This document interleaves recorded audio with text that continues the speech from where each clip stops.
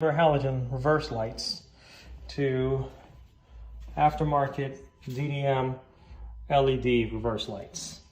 I think they complement the tail light on the 997.2 Carreras much better than the stock halogen lights. And I'm gonna show you how we're gonna do it. It's pretty simple.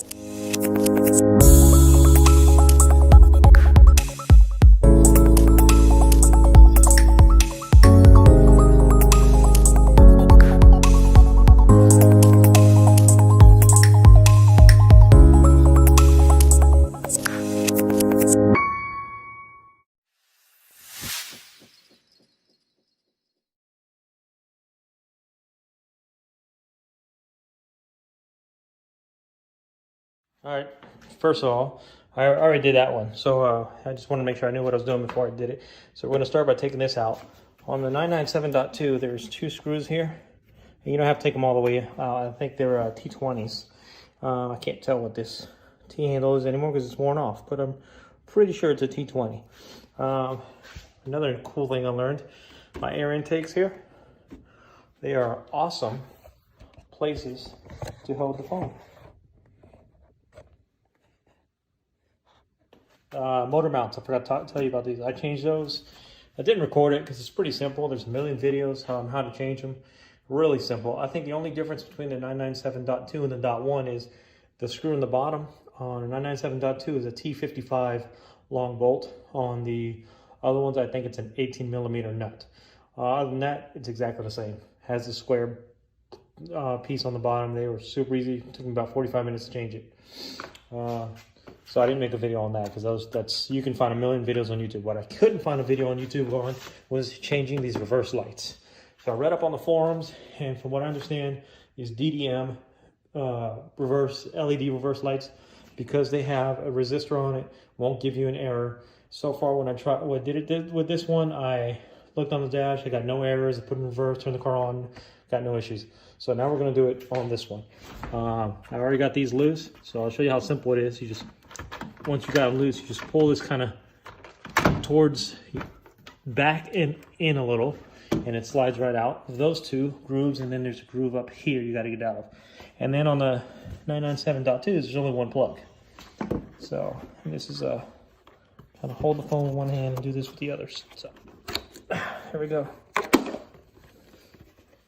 All right, so all these screws in here, sorry, my headset cut off for a second, need to come out, and then you can just pry these 2 things apart. I will tell you, if you have some kind of RTV on hand, you might need to use it, and I'll show you why when I get this thing taken apart. All right, let's go take it apart. Now, before we get too hot and heavy taking this apart, let me show you what we're using. We're using this DDM LED light that has a resistor built in. And these 2 blade connectors will be a plug and play. This is a 100% plug and play reverse light. You don't have to splice anything. You don't have to mess with the factory wire harness or anything, which is really nice. So let's get to taking this thing apart, and I'll show you how it goes in.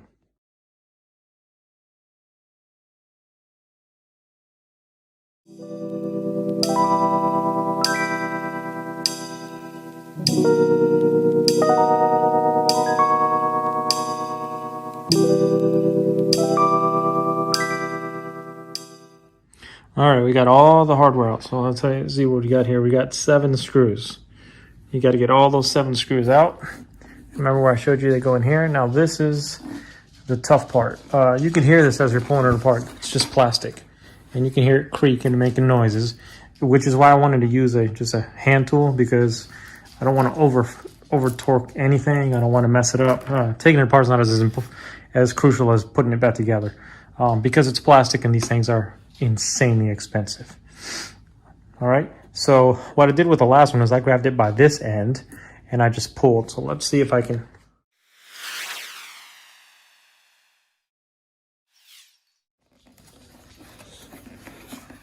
You gotta remember, it's sealed, so it doesn't want to come apart.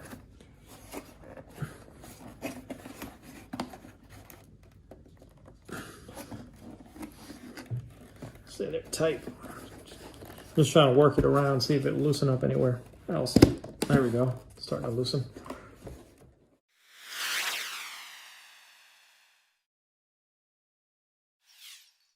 and it came off.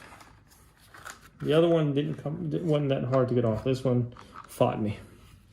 All right, so it's off. So this seal here, yeah, that's what I was worried about. So if you have some RTV, you can reattach the seal, or you can just take this off, which is actually probably what I'm gonna do. Take it off and put in new sealant. I have some new sealant. That actually, this is from a Ducati. It turns into silicone when it dries. It's 3-bond silicone sealant, and that works just fine. So the part we want to get out is this light bulb here. Let me inspect this because something on here doesn't look right. This shouldn't be loose. The other one was not like this. This shouldn't be loose and moving. So.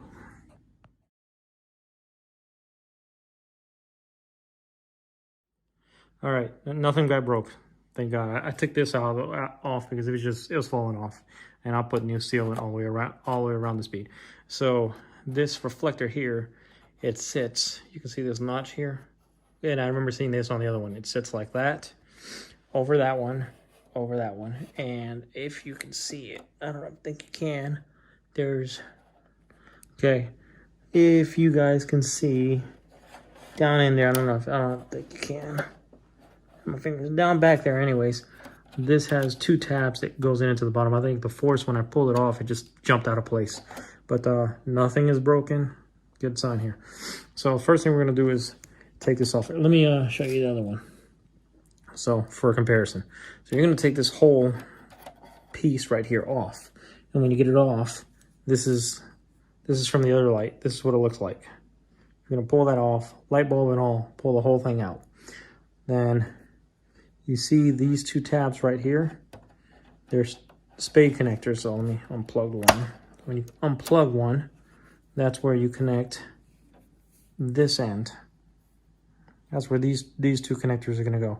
One into each one of these. I don't think it matters which one you connect because these look like both ground wires, but after you get it all in there, as with anything, test it before you seal it all up. You don't want to seal it all up, find out it doesn't work, or you have an error. So let's get to taking this out. And then the only thing I didn't like was this one right here. When you pull it out, this seals really nice in that hole. You'll see the new one doesn't fit in there quite so tight against the barrel part, but these are just barely wide enough to line up with these screw holes here. They do line up, but just barely. So let's get to taking this apart and install a new one.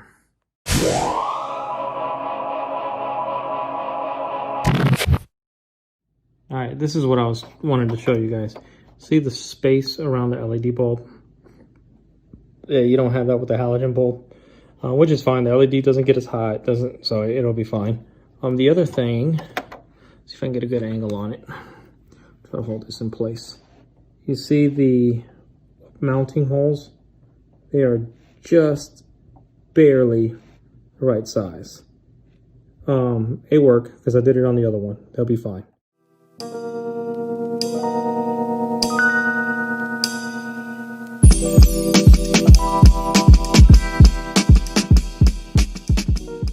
So that's it. We're all installed. I did want to show you when I was screwing these down, go back and forth so they go down evenly, because the loops are only soldered in, and you don't want to break one off, and you want the light to go in there. You know, it doesn't touch the sides. You want it to go in there evenly and sit evenly.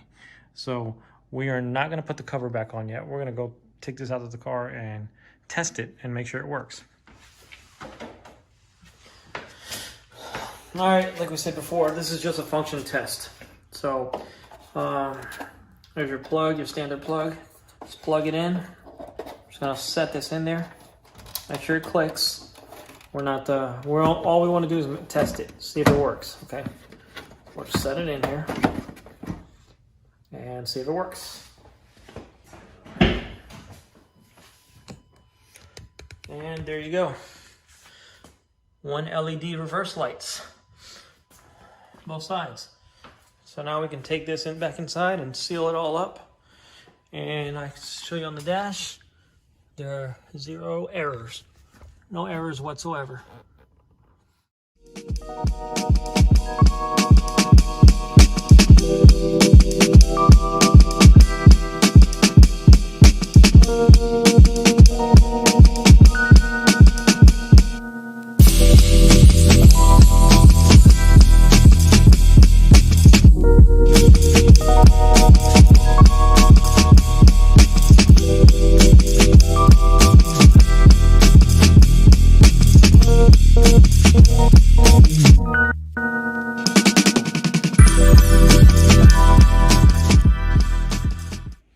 Okay, all back together. You can see there was numerous screws that go on the outside, but I wanted to show you why, another reason why I wanted to use this. Oh, just quick little sidebar. While I was turning it, I could see right here on the handle, it's engraved, it says T20.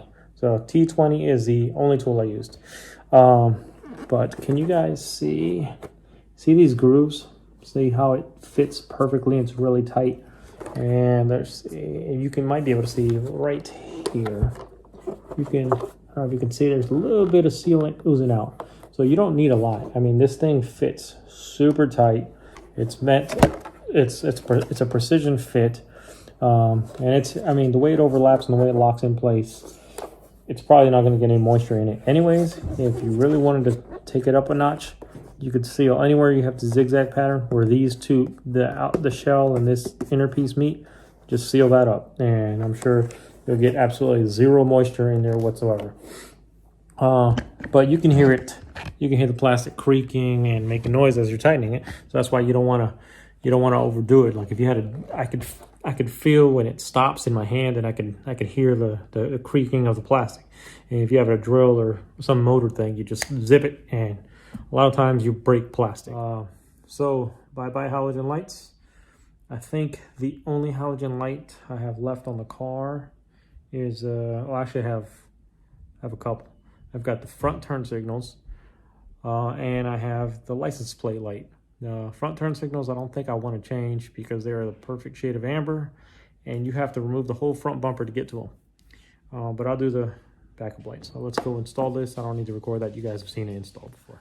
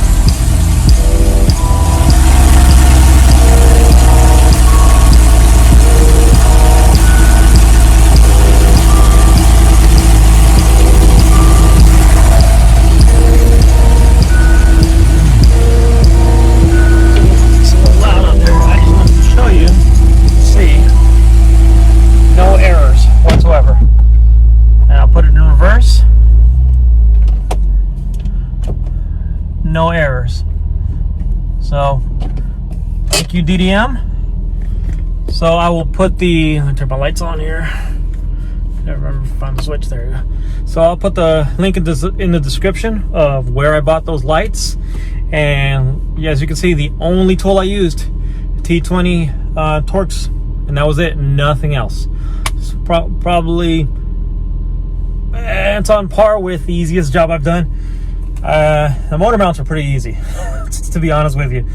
I didn't have to get under a car or jack a car up, so I guess technically this is easier, but it actually even took me less time to do the motor mounts than it did to change these lights, especially because of the sealant thing. Now, because I put sealant on there, I'm not going to drive the car today. I'm going to let it cure for 24 hours so it gets nice and turns into silicone like it's supposed to, and everything stays nice and sealed up. All right, thanks for watching. See you next time.